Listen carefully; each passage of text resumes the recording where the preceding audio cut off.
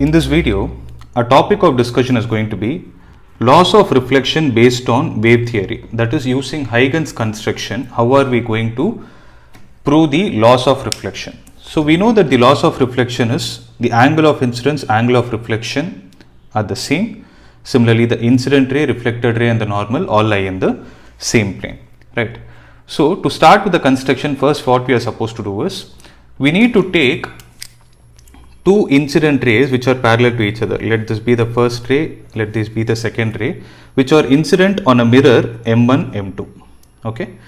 So if you observe, these two are inclined and they are hitting the surface in such a way that the first ray is hitting the surface and the second ray is taking some extra time to hit the mirror, right? So by the time the first ray is hitting the surface, let's say it is at instant t is equal to 0.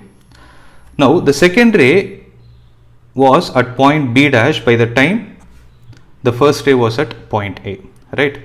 So after these incident rays are drawn, what we need to do is, the first thing is we need to draw the incident wavefront. So we know that incident wavefront, that is a wavefront, is perpendicular to the ray. So by taking the perpendicularity, I just drew an incident wavefront. Okay. So with that incident wavefront, we could identify that the second ray was at point B dash by the time the first ray has hit the surface at point A. So in the next t seconds or t time interval, the second ray would have traveled an extra distance of B dash B, which is given by the expression c into t, because we know the distance is equal to speed into time.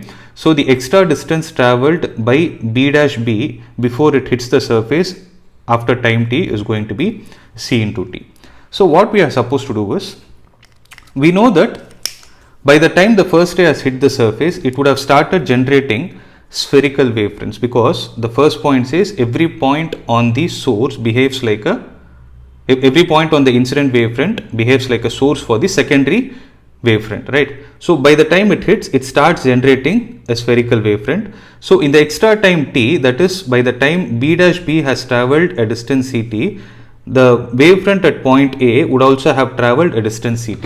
So for that to happen, what we are supposed to do is take a compass, measure B dash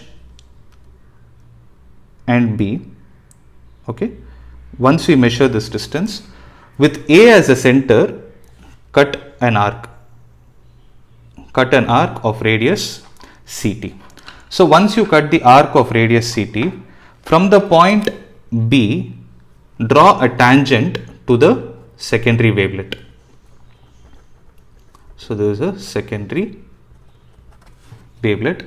To the secondary wavelet, if we draw a tangent, this gives us the reflected wavefront, because we know the tangential surface to the wavelet is going to give us the wavefront.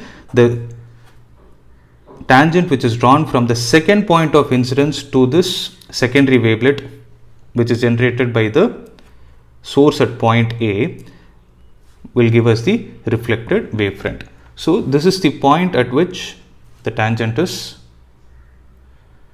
considered, right? So this is the point of contact for the reflected wavefront. So from point A, if you join A to the point of contact, that gives us the reflected ray, because it's very simple that we know that wavefront and ray are perpendicular to each other. So when you draw it in such a way, then this reflected ray is there, so that if this is taken as angle of incidence, then this is going to be angle of reflection. In a similar way, what we can do is, to this reflected wavefront, if you draw a perpendicular at this point, so perpendicular to this one, this will give us the reflected ray, because this reflected ray is also perpendicular to this wavefront. Okay. So if you draw a normal here, okay, observe. So if this is I, then this angle will be 90 minus I, right? Since this is the normal to the mirror, if this is 90 minus I, this is going to be I, this angle is I.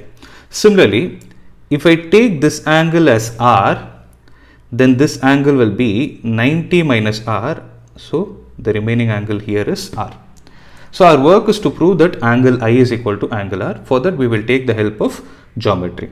If you observe, there are two triangles which we can consider. One is triangle A dash B and triangle B dash NB.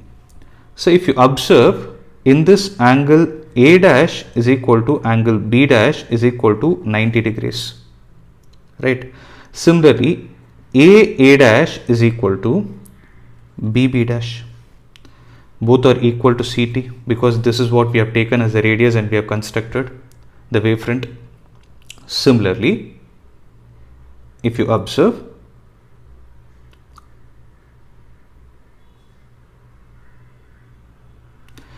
AB is a common side, right? So since all these conditions are satisfied, we can say that triangle A dash B is congruent to triangle B dash B. When two triangles are congruent, we know that the angles are going to be the same. So which implies angle B